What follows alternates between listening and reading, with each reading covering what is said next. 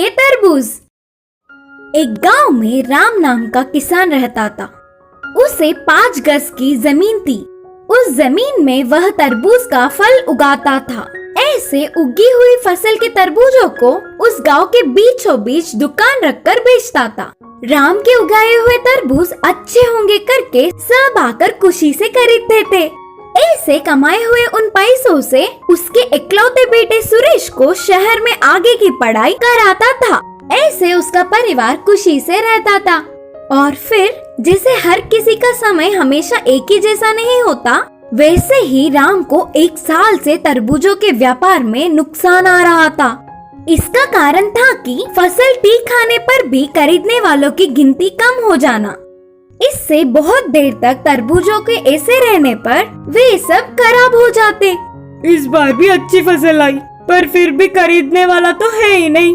तब उसके एक मित्र ने सलाह दिया कि राम, ऐसे इन्हें और कितने दिन रखकर खराब कर लोगे? तुरंत शहर जाकर बड़े बाजार में बेच दो, कम से कम उसके पैसे तो आएंगे।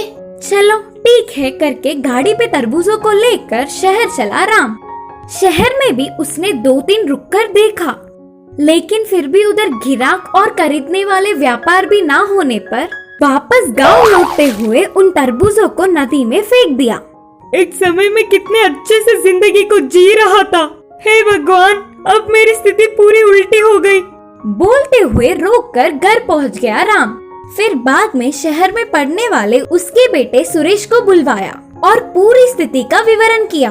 देख बेटा, फसल के व्यापार में पूरा नुकसान हो गया। 1 रुपये की भी कमाई नहीं हो पाई।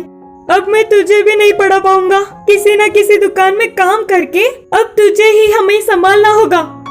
पर मुझे ये बताओ पापा, क्या अब तरबूजों को लोग क्यों नहीं खरीद रहे हैं? बोलकर सुरेश ने प्रश्न किया।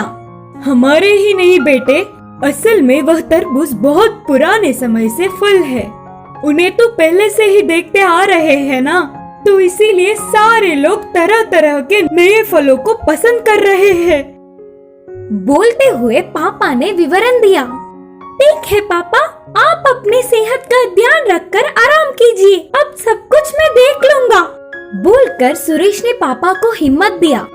सुरेश बहुत ही बुद्धिमान था। वह पूरी रात बिना सोए गुजारा। लोगों में तरबूजों को पसंद कैसे किया जाए, क्या करूं करके सोचता रहा। आखिर में वह एक निर्णय पर पहुंचा। सुबह ही उसके पापा को पूरा उपाय बताया और दिल के आकार के प्यारे डिब्बे तैयार करवाया। उन डिब्बों में तरबूजों को छोटे होने पर भी उन्हें उस दिल के डिब्बे में रखा। बाद में वह बढ़ते बढ़ते उसी आकार में बड़े हुए। फिर उन फसलों को काट कर गाड़ी पे लेकर पापा और बेटे दोनों मिलकर शहर ले गए। उस दिन की तारीख 14 फरवरी था। वो दिन प्यार करने वालों का था। उन्हें बाजार में रखकर चिल्ला रहा था कि आओ आओ, जल्दी जल्दी आओ, प्यार के तरबूज। आपने इन्हें कभी भी नहीं देखे होंगे। आप इन दिल के आकार के प्यारे तरबूजों को लेकर आपके प्यार को खुश करो। तेरी की तो आपका प्यार और दिल के आकार का प्यारा सा तरबूज दोनों हाथ से छूट जाएंगे। आओ आओ, जल्दी जल्दी आओ। बोलते हुए सुरेश बेच रहा था। वह तरबूज दिल के आकार में होने पर इस बार उनके प्यार को और ज्यादा नए तरीके से बता सकेंगे करके प्यार करने वाले सारे थोड़ा ज्यादा दाम होने पर भी जल्दी जल्दी आकर खरीदने लगे। ऐसे 1 घंटे में ही सारे फल खत्म हो गए। अरे वाह, तू तो बहुत बुद्धिमान है रे। तेरी पढ़ाई नहीं रुकनी चाहिए। बोलते हुए सुरेश की बुद्धि को पापा ने बहुत तारीफ की। कुछ क्षणों में ही तरबूजों को बेचने पर गांव के सारे लोग चौंक गए।